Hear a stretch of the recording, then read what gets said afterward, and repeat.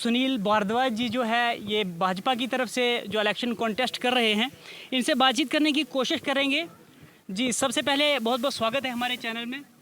धन्यवाद जी, शुक्रिया। सुनील जी, आप क्या मैनिफेस्टो रहेगा आपका? इस इलेक्शन कॉन्टेस्ट कर रहे हो आप, पहली बार यहाँ पर आप भाजपा की तरफ से इलेक्शन कॉन्टेस्ट करने जा रहे हैं।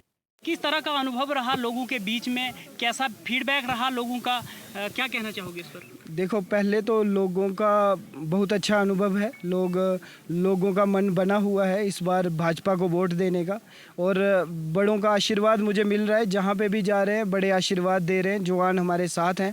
और आने वाले टाइम में आप देखेंगे कि रामनगर से भाजपा का एमएलए भारी मतों से जीत के जाएगा। दूसरी बात, जहाँ तक मैनिफेस्टो पार्टी ने अपना रिलीज़ किया है और उसमें 25 पॉइंट हमने लिखे हैं। और 25 पॉइंट में जैसे कि मैं आपको बताऊं, जो पेंशन हम 1000 रुपये अभी देते हैं उसको 3000 करने वाले हैं। किसान सम्मान निधि का जो 6000 रुपये उसको 10,000 करने वाले हैं। इसके अलावा जो हमारी माताएं, एक घर में बुज़ुर्ग माता है, उनको हम हर महीने 1500 रुपया देना शुरू करेंगे। और भी ऐसे अन्य काफ़ी उसमें चीज़ें हमने लिखी हैं। और एक महत्वपूर्ण मुद्दा जो है वो डेली वेजर का है, वीडीजीज़ का है, एनवाईसीज़ का है, आशा वर्कर्स का है। तो हमने बोला है कि इन जैसे हमारी सरकार बनती है इसके लिए हम प्रॉपर पॉलिसी बनाएंगे और उसको इम्प्लीमेंट करेंगे। जैसे कि आप लोगों को बीच गए, हर पंचायत को लगभग आपने टच किया, लोगों की समस्याओं को भी सुना। जिस तरह से लोग काफ़ी नाराज़ हैं, अगर मैं बात करूं भाजपा की, काफ़ी सारे लोग भाजपा पर नाराज़ हैं। डेवलपमेंट की अगर बात करें, वो आपने वो देखा ही होगा, अपने आंखों देखा हाल होगा कि किस तरह का यहाँ पे डेवलपमेंट का जो है स्ट्रक्चर है वो कहाँ तक है, किस अरूज तक है, कैसा है। तो क्या कहना चाहोगे उस पर? देखिए, वैसे तो भाजपा से नाराज़ तो नहीं लगा मुझे कोई भी, क्योंकि जो भाजपा की लोक हित नीतियां हैं लोगों को उसका फ़ायदा हो रहा है। मगर हाँ, ये बात मैं मान सकता हूँ कि आज 10 साल बाद यहाँ पे इलेक्शन होने जा रही है। अफसरशाही चरम सीमा पे थी, लोगों की सुनवाई दफ्तरों में बहुत कम थी।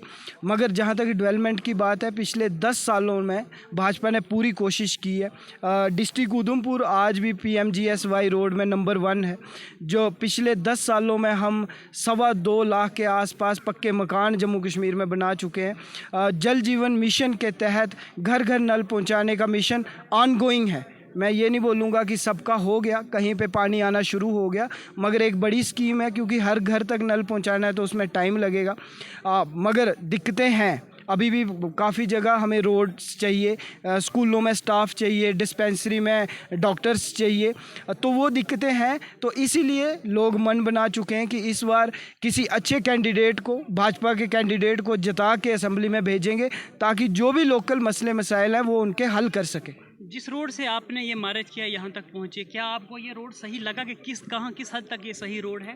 देखिए, तो बसंतगढ़ बात करें, बसंतगढ़ टू खनेर तक आपने सफ़र किया, किस तरह का सफ़र रहा? ये कैसे देखते हो इसको कि बिल्कुल कंजेस्टेड रोड, ऐसा लग रहा है कि कंजेस्टेड रोड है, यहाँ बहुत सारे हादसे भी हुए हैं।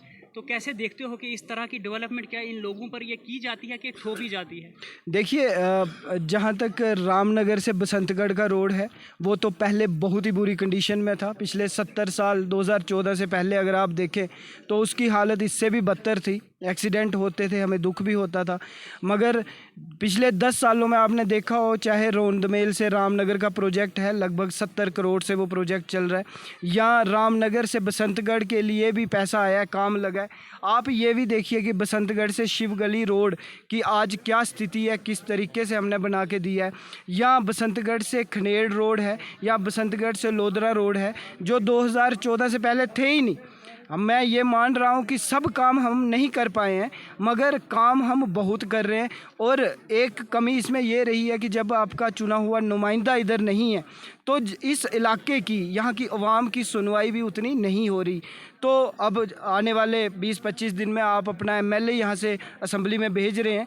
जो ये काम रह गए हैं, जैसे बसंतगढ़ से खनेर रोड की ब्लैक टॉपिंग हो, या लोधरा पनारा रोड हो, या और भी रोड हैं, वो लगभग मैं आपको बताऊं पिछले 10 सालों में इसी उज दरिया पे हमने 8 से 9 सिर्फ ब्रिज बना दिए हैं। मगर ये नहीं बोलूँगा कि सिर्फ 8 ही 9 ब्रिज चाहिए थे, 10 ब्रिज और भी चाहिए हमें। तो वो मैं आपको यकीन दिलाता हूँ कि आने वाले 5 सालों में हम आपको बना के देंगे और बना के दिखा देंगे। आप एक प्रोफेसर रहे हो जी। एजुकेशन कितनी ज़रूरी है ये बताना आपको मैं सही नहीं समझूंगा, लेकिन एजुकेशन स्ट्रक्चर की अगर बात करें इन फार फ्लंग एरियाज़ जो जितने भी हैं, पहाड़ी क्षेत्र जितना भी है, यहाँ पर बद से बदतर हालत है एजुकेशन स्ट्रक्चर की। क्या आप चाहते हो कि इस यहाँ का एजुकेशन स्ट्रक्चर सही हो?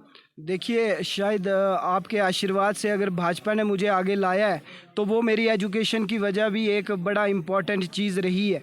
तो मैं तो हमेशा मानता हूँ कि एजुकेशन हमारे लिए इतना ही ज़रूरी है जितना सांस लेना ज़रूरी है। अच्छे स्कूल होना, अच्छी हाई सेकेंडरीज़ होना, अच्छे कॉलेज होना, अच्छी यूनिवर्सिटीज़ होना रामनगर डिज़र्व करता है। मगर आज तक ऐसा क्यों नहीं हुआ वो मैं नहीं बोलूँगा, उसमें नहीं बोलूँगा, मगर हम आपको आने वाले टाइम में ये चीज़ें बना के दिखा देंगे कैसे एजुकेशन स्ट्रक्चर को चेंज किया जा सकता है। जैसे कि मान लो यहाँ पे कॉलेज तो खुला मगर उसकी बिल्डिंग नहीं बनी, क्योंकि दूर दराज के बच्चे हैं, रोज़ अप डाउन नहीं कर सकते। वो रेजिडेंशियल कॉलेज बनना चाहिए और वो हम बना के तैयार करके देंगे आपको। यहाँ पे यूनिवर्सिटी कैंपस तो है, मेरी जम्मू यूनिवर्सिटी का ही कैंपस है, मगर उसमें 2 ही सब्जेक्ट चलते हैं। वो भी 2 सब्जेक्ट में कभी एडमिशन हो रही है, कभी नहीं हो रही। जो बच्चे हमारे यहाँ के सब्जेक्ट पढ़ते हैं, चाहे वो इंग्लिश हो, ज़ूलॉजी हो, बॉटनी हो, आर्ट्स के सब्जेक्ट हों, वो उधर नहीं है। तो हमारी पूरा जोर रहेगा कि जल्दी से जल्दी वो सब्जेक्ट भी उधर लाए जाएं ताकि यहाँ के बच्चों को फ़ायदा हो।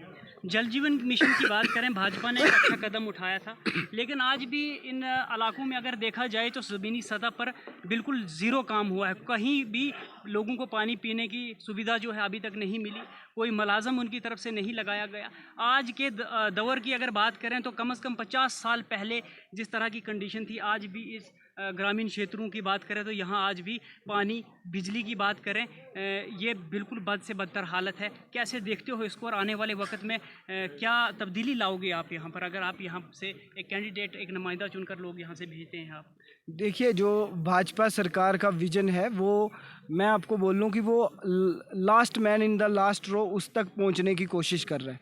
और पिछले 10 सालों में भाजपा गवर्नमेंट ने प्रयास किया है, आप तक पहुंचने की कोशिश की है। चाहे वो फ्री टीकाकरण हो, चाहे वो फ्री राशन हो, चाहे वो पेंशन स्कीम हो, चाहे आयुष्मान कार्ड हो, चाहे युवाओं के लिए स्किल डेवलपमेंट की बहुत सारी स्कीम्स हो।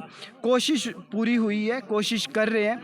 मगर इसके अलावा भी मैं आपको बता दूं कि भाजपा इस मामले में वचनबद्ध है कि last man in the last row, उसका भी उद्धार हो, उसका भी काम हो, उसके भी जो बेसिक राइट्स हैं, चाहे वो पानी का हो, बिजली का हो, स्कूल का हो, हॉस्पिटल का हो, उसको हल करें। तभी जल जीवन मिशन, इतना बड़ा मिशन, लगभग 600 करोड़ के आसपास एनुअल बजट उसके लिए रखा गया है। मगर ये बात भी मैं मानता हूँ, क्योंकि बहुत सारी जगह काम हुआ है, कहीं हो रहा है, और क्योंकि कोई चुना हुआ नुमाइंदा नहीं है तो इतनी हो सकता है कोई लापरवाही जो लोग कंट्रैक्टर हैं उनकी तरफ से भी हो रही हो। मगर एक बार अपना चुना हुआ नुमाइंदा आप भेजेंगे, एक हाथ में उसके पावर, एक छड़ी देंगे, तो फिर उसकी जिम्मेवारी है कि, और फिर आप उसको पूछ सकते हो कि ये काम हमारा अच्छा नहीं हो रहा, इसको कैसे अच्छा किया जाए। मगर तब तक आपको हमारा साथ देना होगा, भाजपा पे यकीन करना होगा और मुझ पे भी यकीन करना होगा। जैसे कि एसपीओज़ की बात की गई यहाँ पर कि कहीं ना कहीं भाजपा की तरफ से उसमें रुकावट डाली गई कि यहाँ पर एसपीओज़ की भर्ती ना हो, तो क्या ये हकीकत है कि भाजपा की तरफ से इस लिस्ट को या इस ऐसी स्कीम को जो है भर्ती करने की जो स्कीम बनाई गई थी, कहीं ना कहीं उसको रोका गया? नहीं, ऐसा ये बिल्कुल गलत है, क्योंकि अगर वीडीजी जो लाया है, पहले वीडीसी बोलते थे, उसको लाने वाले अटल बिहारी वाजपेयी जी से थे। क्योंकि उन्होंने ये देखा कि सिर्फ सिक्योरिटी फोर्सेस ही नहीं टेररिस्ट के साथ लड़ सकती, यहाँ की आवाम को भी एम्पावर करना होगा।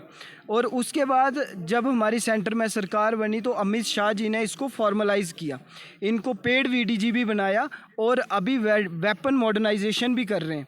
और सिर्फ यहीं तक हम रुक नहीं रहे, मैंने आपको बोला हमारे मैनिफेस्टो में भी ये साफ है कि वीडीजी आने वाले टाइम में एक क्रांतिकारी कदम होगा।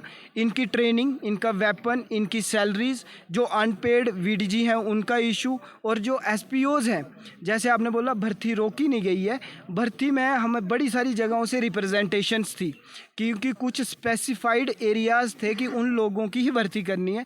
तो और भी जवानों की इच्छा रहती है कि वो सिक्योरिटी फोर्सेस में जाएं, तो और भी रिप्रेजेंटेशन को इंक्लूड कर रहे हैं। उसके बाद मॉडल कोड ऑफ कंडक्ट लग गया है। जैसे ये इलेक्शन हो जाएगी, गवर्नमेंट बन जाएगी, आपकी यहाँ पे भर्ती होगी और मैं आपको यकीन दिलाता हूँ कि यहाँ के नौजवान भी उसमें पार्टिसिपेट करेंगे। बहुत बहुत शुक्रिया हमारे साथ बात करने के लिए। धन्यवाद धन्यवाद।